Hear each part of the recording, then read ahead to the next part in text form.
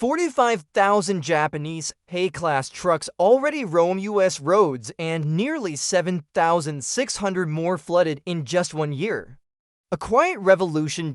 In the next few minutes, you'll uncover the 25-year loophole that turned micro trucks into workhorses, the Shadowy, bureaucracy banning them across a dozen states, and the grassroots revolt that flipped Texas overnight.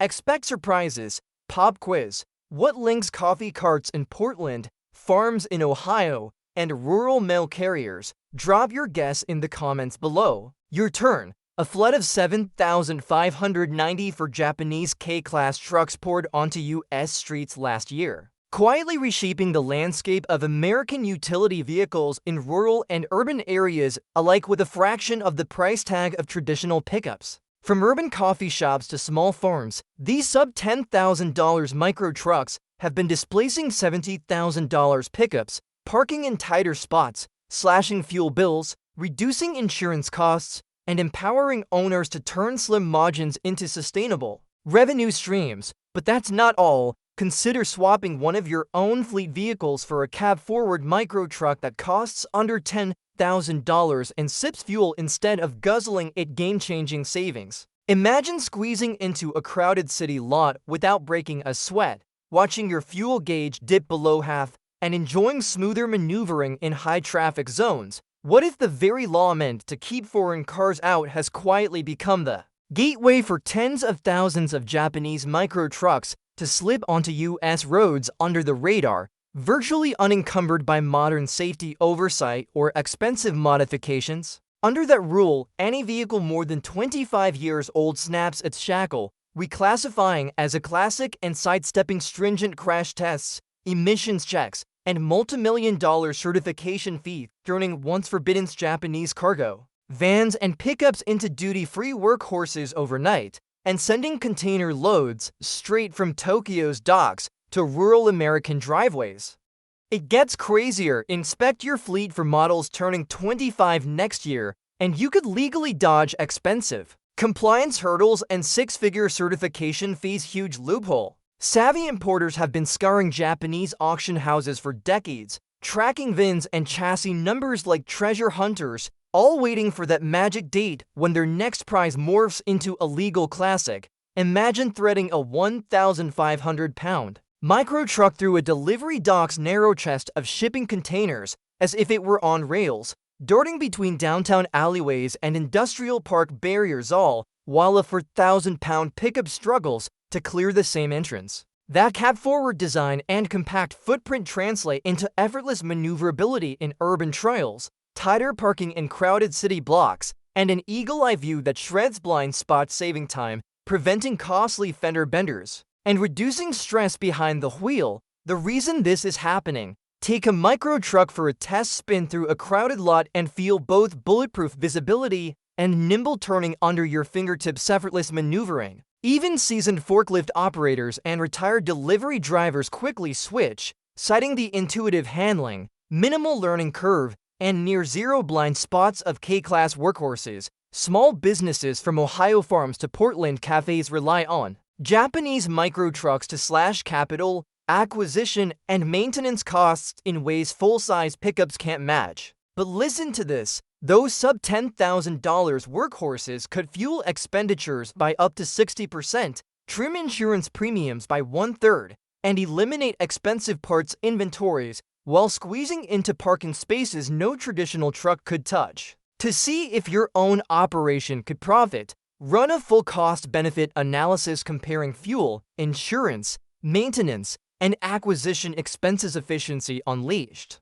Looking ahead, expect micro trucks to become mainstays in last-mile deliveries, mobile services, urban maintenance fleets, and campus logistics as rising fuel prices and tighter margins force companies to optimize every dollar and embrace compact, sustainable vehicles. 12 state governments, from Maine to Pennsylvania, have quietly redefined micro trucks as off-road vehicles, triggering registration bans via single administrative memos without public debate, judicial review, or legislative hearings. It gets worse. Owners across rural counties and urban centers received revocation notices for models they purchased legally under federal law, transforming $10,000 work vehicles into immobile liabilities overnight, disrupting deliveries, halting farm operations, and forcing businesses to scramble for expensive rental replacements. To protect your fleet and avoid costly disruptions, audit state vehicle codes for specialized import exemptions, consult legal counsel on evolving administrative rules, and build advocacy channels with local officials. Stay informed. Anticipate aggressive reinterpretations of safety standards in your region, monitor DMV guidance updates weekly, and prepare to challenge arbitrary bans through legislative or judicial channels. In Texas, the Lonier K Advocacy Group executed 180 direct calls to state representatives over a 10-day blitz, forcing the Texas DMV to reverse its ban and prompting Governor Abbott to sign Senate Bill 1816 on April 4, 2024, preserving K-truck registrations statewide. But that's not all. They paired detailed cost-benefit data showing $10,000 micro trucks operate at less than one-tenth the total cost of new American pickups with constitutional arguments, compelling legislators to sponsor the bill. To emulate their approach, assemble your own coalition, document economic savings rigorously, schedule regular lawmaker briefings, and mobilize local media. Citizen power prevails. This Texas blueprint is now being adopted by advocacy teams in multiple states, setting the stage for a coordinated nationwide defense of affordable transportation rights. The American Association of Motor Vehicle Administrators orchestrates a hidden pipeline between federal safety mandates and state traffic codes, issuing closed-door best practice guidelines that departments of motor vehicles adopt wholesale reshaping registration policies in all 50 states, Canada, Mexico, and U.S. territories without public debate or explicit legislative approval. As a 501c3 nonprofit, AAMVA sidesteps Freedom of Information Act requests, allowing its technical committees to draft expansive reinterpretations of vehicle safety standards that journalists, watchdogs, and everyday drivers may never see, quietly transforming private consensus into enforceable administrative rules. It gets even deeper. Map AAMVA board membership in your region, demand your DMV publish the origins of every imported vehicle policy, and campaign for legislated oversight panels to vet private guidelines, hold power accountable, and restore transparency. In 2021, Maine's DMV quietly expanded its definition of off-road vehicle to include any imported micro truck lacking modern federal safety certification, revoking thousands of existing registrations overnight with no legislative act or public notice. Owners of legally imported 25-year-old Japanese trucks discovered their vehicles suddenly deemed unsafe and unfit for highway use, crashing small business operations and turning reliable workhorses into immobile lawn ornaments. But that's only half the story. Conduct a proactive audit of your state's administrative guidance, cross-reference VINs against historical safety standards, and seek immediate clarification from DMV leadership. Prevent disruption. Expect other states to replicate Maine's retroactive tactics unless citizens demand real-time transparency and formal rulemaking processes before any registry changes take effect. Rhode Island circumvented its legislature in 2020 by invoking General Law 3135, reclassifying any imported micro truck lacking full federal safety certification as mechanically unfit and denying registrations with no public hearings or statutory amendments. That strategic reinterpretation, inspired directly by AAMVA's best practices recommendations, turned a single administrative memo into a universal ban, forcing owners to watch their $10,000 investments become unusable liabilities. It gets crazier. Examine your state's vehicle code for similarly vague clauses, submit Freedom of Information requests to trace every DMV policy memo back to its author, and coordinate legal filings to challenge overbroad interpretations. Protect your fleet. If this reveal shocked you, hit like and share with a fellow driver. The Crash Test Deception, the Insurance Institute for Highway Safety's 2008 demo, often cited as proof that micro trucks are death. Traps, but the test compared a 25 miles per hour impact on a 1,500 pounds Tiger Star to a 35 miles per hour collision with a 4,000 pounds Ranger, creating an equivalent energy of 60 miles per hour and guaranteeing tiny truck disintegration. Here's the twist. This mismatch of speed and mass turned a basic physics equation into a fear-mongering spectacle.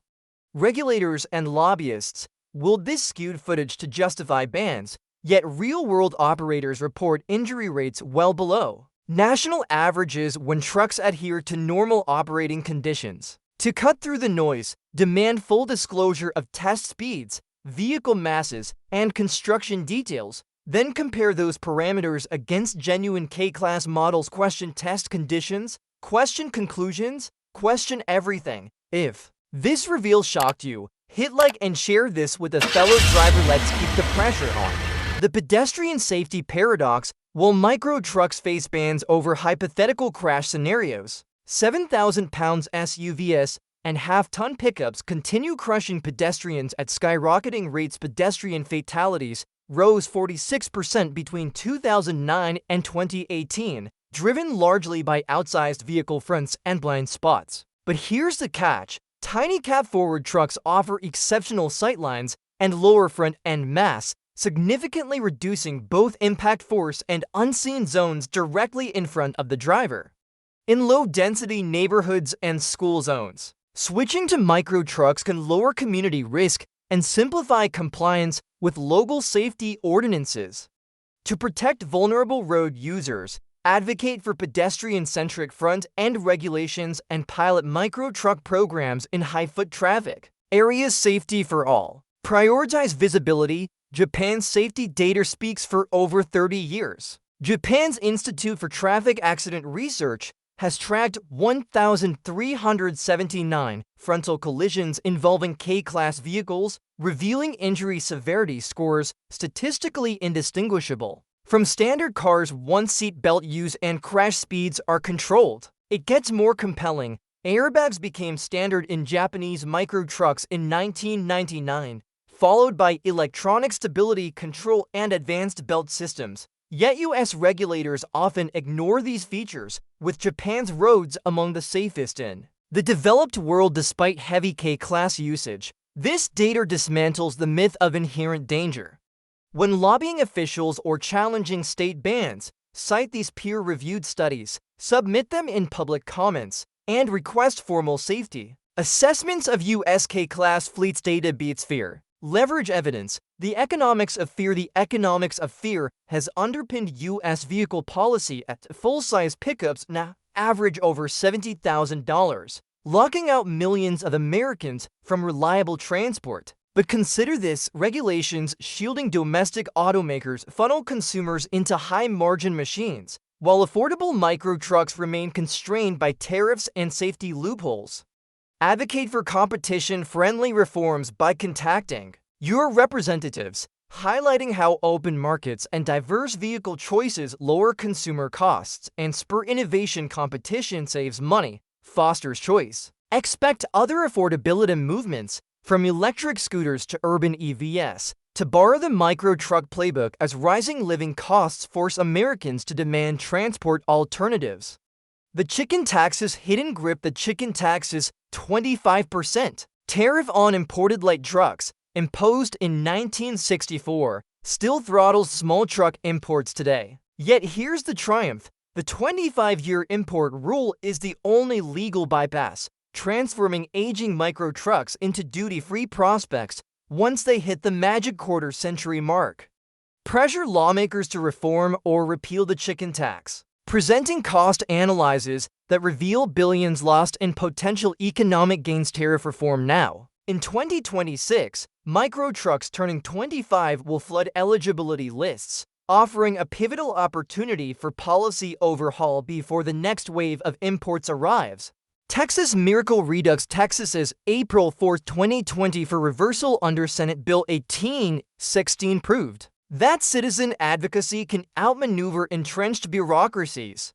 Then came the turning point. Lonier K's combination of personal narratives, Hard data and constitutional arguments became a national blueprint for state-level activism. Form or join local advocacy groups, compile rigorous economic and legal briefs, and replicate Texas's targeted lawmaker outreach to defend micro trucks in your region organized strategically. Watch for coordinated campaigns adopting Senate Bill 1816's language across multiple state capitals in the coming months. Massachusetts awakening surprising insight. In June 2024, Massachusetts RMV quietly issued a blanket ban on nearly every Japanese micro truck model, only to face a Facebook group of over 900 owners forcing a policy reversal on September 18th, when owners presented peer-reviewed safety data, economic impact analyses, and procedural critiques at masthead board meetings. Officials publicly acknowledged procedural missteps and agreed to allow new registrations pending further studies. To replicate this success, file detailed public comments, attend transportation board hearings and masse, and insist on formal public notice and comment periods before any administrative guidance is enacted. Organized clarity wins. Expect Massachusetts blueprint to inspire similar pushbacks in other states, turning administrative memos into battlegrounds for transportation rights. The national confrontation engage in question: what unfolds when rural farmers, urban environmentalists, and constitutional lawyers converge to oppose the same micro truck bans? Across half a dozen states, affected owners have transcended traditional partisan lines, co-authoring white papers, sharing court filings, and synchronizing testimony against arbitrary vehicle reclassifications to tap into this national force. Subscribe to multi-state advocacy updates, coordinate group submissions of economic impact studies, and organize simultaneous DMV board testimony. Solidarity amplifies influence. Anticipate this coalition to mount challenges before federal rulemaking bodies, lobby congressional oversight committees, and pursue class action suits that could set binding precedents on import regulation. Future forecast thought-provoking advice: gear up for the next legal battleground hidden in the Federal Register and the U.S. Court of International Trade, where micro-truck advocates will challenge sweeping bans. As at least a dozen states deploy AAMVA-inspired directives, coalitions from Texas, Massachusetts, and Rhode Island are drafting petitions to an HTSA for formal interpretive rulings, disputing tariff classifications at the Court of International Trade, and filing injunctive relief motions in federal district courts. To safeguard your interests, subscribe to Federal Register alerts for proposed safety and emission standards, prepare concise public comments, and partner with specialized transport law firms. Strategic timing is crucial. Emerging trend: watch for a landmark congressional hearing updating the 1988 Compliance Act and potential pilot programs for electrified micro trucks. In just a few minutes, you've traced the K-truck saga from a 1988 import loophole to a full-blown national rights movement. Up next, we'll expose how everyday appliances are quietly reshaping federal policy. Tools you use at home could be steering tomorrow's regulations.